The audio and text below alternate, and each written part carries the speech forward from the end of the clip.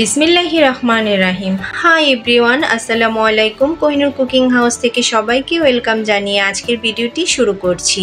আজকে আপনাদের তৈরি করে দেখাবো পটেটো চিকেন পাকোড়া। বিকেলের স্ন্যাক্স হিসেবে খুবই পারফেক্ট একটি রেসিপি, যা তৈরি করা খুবই সহজ, আর সাথে যদি থাকে 1 কাপ চা তাহলে তো আর কথাই নেই। তো চলুন রেসিপিটি শুরু করি। প্রথমে আমি 2টি আলু ও চিকেনের বুকের মাংস নিয়েছি। আলুগুলোকে আমি কুচি করে কেটে নিব। এই কাজটি আপনারা চাইলে ছুরি, বটি বা গ্রেটারের সাহায্যেও করে নিতে পারবেন।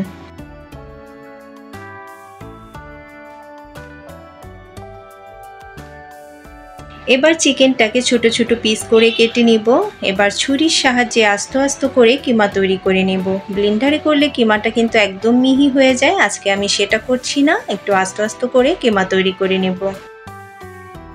এই তো আমার আলু কুচি হয়ে গেল এবং চিকেন কিমাটাও হয়ে গেল। এখন আমি এগুলোকে একসাথে করে নিচ্ছি।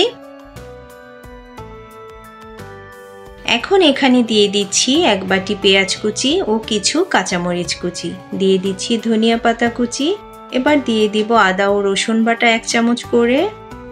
এখন দিয়ে দিচ্ছি 1 চামচ করে জিরার গুঁড়া, মরিচের গুঁড়া ও হলুদের গুঁড়া। দিয়ে দিচ্ছি স্বাদমতো লবণ। এবার দিয়ে দিব ময়দা 1/2 কাপ ও কর্নফ্লাওয়ার। এখন আমি এখানে সামান্য একটু পানি দিয়ে সবগুলো উপকরণকে খুব ভালোভাবে মাখিয়ে নেব। এখানে আপনারা ময়দার পরিবর্তে চালের গুঁড়া বা বেসন ইউজ করতে পারবেন। এই তো আমার মাখানো হয়ে গিয়েছে। এবার আমি পাকোড়াগুলোকে ভেজে নেব। তো চুলায় একটি প্যান বসিয়ে নিলাম। প্যান গরম হয়ে আসলে দিয়ে দিচ্ছি পর্যাপ্ত তেল। তেল গরম হয়ে আসলে এখন আমি হাতের সাহায্যে শেপ এনে পাকোড়াগুলোকে সেট করে নিচ্ছি। এবার পাকোড়াগুলোকে দুপাশে 2-3 মিনিট করে ভেজে নেব। এখন আমি পাকোড়াগুলোকে উল্টিয়ে নিচ্ছি। এ সময় চুলার হিটটা মিডিয়াম টু লোতে রেখেছিলাম। এবার আমি পাকোড়াগুলোকে ব্রাউন করে ভেজে নিব।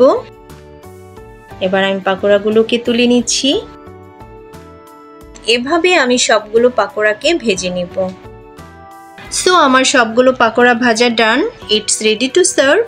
দেখতেই পাচ্ছেন দর্শক, আমার পাকোড়া ভাজাটা কতটা ক্রিস্পি আর ইয়াম্মি হয়েছে। খেতেও কিন্তু অনেক টেস্টি হয়েছিল। চাইলে আমার মতো আপনারাও বাসায় চায়ের সাথে এই রেসিপিটি তৈরি করে পরিবেশন করতে পারেন। আশা করি রেসিপিটি সবার ভালো লেগেছে, আর ভালো লাগলে একটা লাইক দিতে ভুলবেন না। সবাই ভালো থাকবেন। আল্লাহ হাফেজ।